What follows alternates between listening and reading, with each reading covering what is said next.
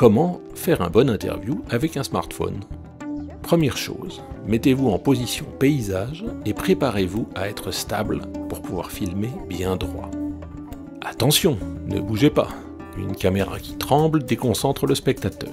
Il y a des outils pour vous aider. Si nécessaire, prenez un pied pour ne pas bouger, un petit pied comme ça ou comme celui-là. Si vous avez votre smartphone en main, il faut bien tenir votre appareil. Faites attention à la lumière. Regardez toujours d'où vient la lumière, elle peut changer le sens d'une image. L'égalité homme-femme.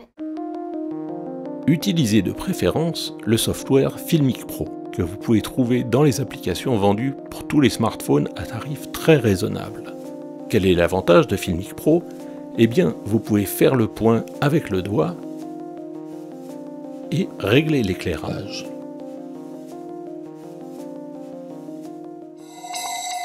Un bon son est essentiel. Un bon son fait un bon interview. Déjà, munissez-vous d'un petit micro pour smartphone.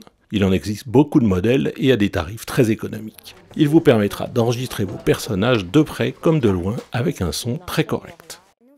Si vous n'en avez pas, enregistrez votre personnage très près de vous dans une petite pièce pour éviter la réverbération. Sur Filmic Pro, si le volume est trop fort et que le curseur part dans le rouge, abaissez la barre comme ici. Vous allez commencer l'interview. Voici ce que vous ne voulez pas faire. Évitez les plans très larges avec un personnage inaudible ou des plans trop serrés. Travaillez votre cadre. Choisissez vos valeurs de plan. Le plan moyen est celui qui est le plus souvent employé pour les interviews. Parfait pour démarrer. Le plan serré est très important pour nous rapprocher du personnage, de son visage. Il permet de bien capter l'émotion. Et si vous ne filmez pas trop la bouche, il peut servir de raccord au montage.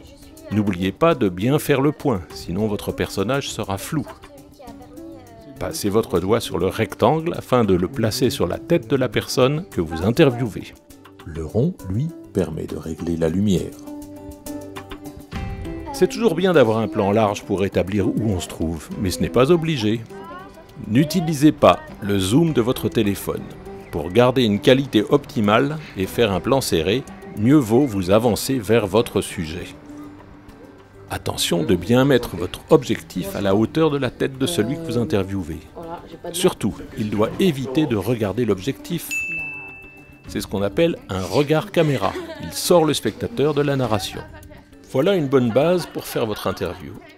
Il ne vous reste plus qu'à entrer dans la peau d'un journaliste et de savoir comment la préparer. Ne rate pas le prochain tuto car il te donnera toutes les clés.